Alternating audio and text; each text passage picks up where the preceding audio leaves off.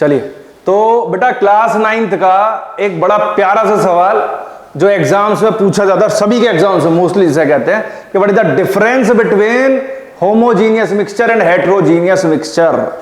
बड़ा आसान सा सवाल है ना। इसे समझने की कोशिश किया करो, समझने की कोशिश किया करो। डेफिनेशन नहीं रटनी हमने, होमोजीनियस क्या है, हेट्रोजीनियस क्या है, मिक्सचर किसे कहते हैं। ये सब मिक्सचर तो चलो पता होगा आपको कि दो कंपोनेंट मिक्स कर दिया आपस में मिक्सचर बन जाएगा, लेकिन सवाल ये है कि होमोजीनियस और हेट्रोजीनियस किसे कहते हैं। ठीक है, तो होमो वर्ड की बेटा मैं आपसे अगर बात करूं, होमो वर्ड की अगर मैं आपसे बात करता हूं तो इस होमो वर्ड का मतलब क्या होता है। देखो जरा, होमो वर्ड का मतलब होता है सेम। क्या मतलब होता है? सेम। अब क्या चीज सेम होगी वो अभी देख लेंगे। हेट्रो वर्ड की अगर मैं आपसे बात करूं तो इसका मतलब बेटा डिफरेंट। क्या मतलब है इसका? डिफरेंट है। ठीक है, अब यहां अगर मैं आपसे बात करूं होमोजेनियस की, तो यहां सबसे पहला जो पॉइंट आता है वो आता है its composition is same, its composition is same through out the process. इसकी कंपोजिशन सेम रहेगी, या भैया कुछ बुक्स में लिखा हुआ है यूनिफॉर्म कंपोजिशन। कौन सी कंपोजिशन? यूनिफॉर्म। यूनिफॉर्म मतलब एक जैसा सब कुछ।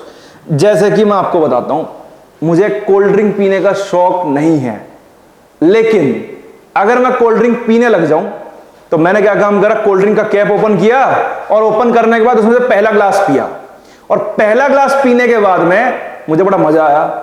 मैंने कहा भाई एक ग्लास और पीनी है, तो तब तक उसमें से 2-3 ग्लास बच चुकी थी। फिर उसके बाद जो लास्ट की बची वो मैंने पी दोबारा से। तो क्या मुझे टेस्ट में कोई डिफरेंस नजर आएगा? जी बिल्कुल नहीं आएगा। अब टेस्ट में अगर कोई डिफरेंस नहीं है तो इसका मतलब सब कुछ सेम रह गया।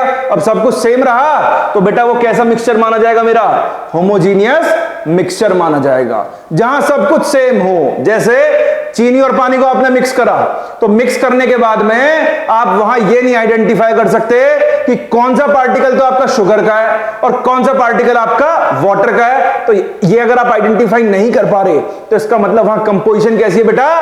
सेम कंपोजिशन है। तो वो कैसा मिक्सचर माना जाएगा? आपका होमोजीनियस मिक्सचर माना जाएगा। नंबर 2 बात इधर बात कर लेते हैं जरा हेट्रोजीनियस की। तो यहां हम क्या पॉइंट बना सकते हैं? सबसे पहले its composition is not same, ये वर्ड यूज कर लो, या और आप एक और वर्ड यूज कर सकते हो जिसका नाम है नॉन यूनिफॉर्म। कैसी कंपोजिशन होती है इसकी? Non uniform through out the process. इसका भी बड़ा बढ़िया सा एग्जांपल लेते हैं।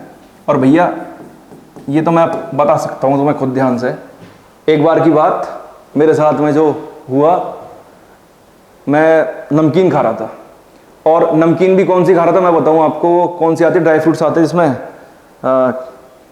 कौन सी होती है मुझे याद नहीं आ रहा, ड्राई फ्रूट्स उसमें मिक्स रहते हैं। तो हुआ क्या, ऊपर खोला तो उसमें काजू निकले, तो काजू तो खा गया मैं। आज जब वो एंड होने को आई नमकीन, तो मैंने देखा लास्ट में काजू नहीं, उसमें बादाम निकल गया, कभी किशमिश निकल गई। तो मैंने क्या देखा कि ऊपर तो काजू निकल गए, नीचे बादाम और किशमिश आ रहे हैं। तो मतलब मैंने देखा कि भाई यहां जो है मामला सेम नहीं है कि पूरे में काजू प्रेजेंट हो, बादाम प्रेजेंट हो, किशमिश प्रेजेंट हो। मतलब ये था मेरे कहने का कि वहां मुझे काजू नहीं मिले, काजू भी मिले, बादाम भी मिले, किशमिश भी मिली, है ना।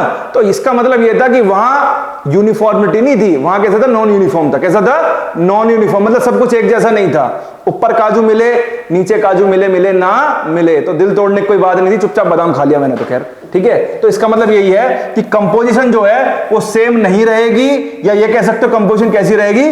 Non uniform through out the process. ठीक है, जहां सब कुछ एक जैसा ना हो। बड़ा प्यारा सा एग्जांपल लेता हूं इसका। पानी लिया बेटा आपने, उस पानी के अंदर मिट्टी ऐड करी, और ऐड करने के बाद उसको चला दिया, तो क्या आप देखते हो मिट्टी डिसॉल्व हो जाती है पानी के अंदर? नहीं होती, सेटल डाउन हो जाएगी नीचे की तरफ। तो वहां मिट्टी अलग दिखेगी, पानी अलग दिखेगा। तो वो जो मिक्सचर बेटा हमारा माना जाएगा, कैसा मिक्सचर होगा? Heterogeneous mixture. हेट्रो क्यों कह रहे हैं? क्योंकि वहां डिफरेंट कंपोजिशन है। डिफरेंट मतलब पानी अलग चमक रहा है, मिट्टी अलग चमक रही है, सो दैट्स व्हाई हेट्रोजीनियस हो गया। और सपोज करो हम ये आइडेंटिफाई ना कर पाते कि मिट्टी और पानी दोनों मिक्स हो जाते हैं, और हमें यही नहीं पता लगता मिट्टी के पार्टिकल्स कहां हैं और पानी के पार्टिकल्स कहां हैं, तो वो मिक्सचर कौन सा माना जाता? हमारा होमोजीनियस माना जाता। ठीक, फिर इसके बाद में जो बात आती है वो बात आती है दूसरा पॉइंट में। अगर इसकी बात करूं,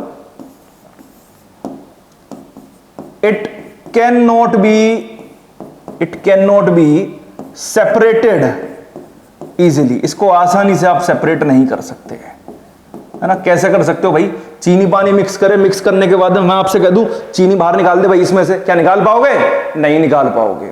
चीनी पानी मिक्स करें, मिक्स करने के बाद में मैंने कहा चीनी अलग निकाल दे, पानी अलग निकाल दे, निकाल पाओगे? नहीं निकाल पाओगे। तो वो क्या कह सकते हैं कि होमोजीनियस मिक्सचर को सेपरेट नहीं कर सकते आसानी से, ठीक है। लेकिन अगर हेट्रोजीनियस की बात करूं, मैंने कहा मिट्टी और पानी को सेपरेट करना है कि सर बड़े आराम से कर सकता हूं, फिल्टर पेपर से तो देख सकता है कि it can be separated easily, आसानी से आप इसको सेपरेट कर सकते हो, ठीक है बेटा। नंबर 3 अगर मैं आपसे बात करूं, ये जो होते हैं बेटा ट्रांसपेरेंट होते हैं। कैसे होते हैं? ट्रांसपेरेंट। ट्रांसपेरेंट का मतलब सब कुछ क्लियरली दिखता है, अलग ही जिसे कहते हैं। जैसे नमक पानी मिक्स कर लो या शुगर वाटर मिक्स कर लो, मिक्स करने के बाद में सब कुछ एक जैसा नजर आएगा, तो मैं लिख सकता हूं इट इज ट्रांसपेरेंट। ये लिक्विड मिक्सचर्स कैसे होते हैं? ट्रांसपेरेंट होते हैं, ठीक है बेटा। और ये आपके कैसे होते हैं? ओपेक होते हैं। कैसे होते हैं? ओपेक। जहां चीजें क्लियर नहीं होती, इट इज ओपेक, ठीक है। इसके अलावा एग्जाम्पल के लिए आप ले सकते हो, जैसे मैं बात करूं आपसे शुगर इन वाटर, या फिर दूसरा एग्जाम्पल आप ले सकते हो इसमें सॉल्ट इन वाटर आप ले सकते हो। और इसके अलावा क्या हो सकता है? इसके अलावा जैसे कि यहां ले सकते हो आप मड इन वाटर, मिट्टी को पानी में मिक्स कर दो, या आप ये भी ले सकते हो, ये पढ़ा होगा शायद आपने, ऑयल इन वाटर। तो ये सब आपके इसके एग्जाम्पल हो सकते हैं। तो 2 नंबर का अगर कभी सवाल आता है कि भाई आपका होमोजीनियस और हेट्रोजीनियस मिक्सचर में डिफरेंस क्या है, तो हम बड़े आराम से इन 4 पॉइंट्स को लिख के आप अपना काम कर सकते हो और 2 नंबर आपको यहां से मिल जाएंगे। तो ऐसे छोटे छोटे क्वेश्चंस को लेके आते रहेंगे बार बार, और कुछ छोटे छोटे टॉपिक्स को लेके कुछ 9th 10th के लिए भी देते रहेंगे, ठीक है। चलिए मिलते हैं नेक्स्ट लेक्चर में।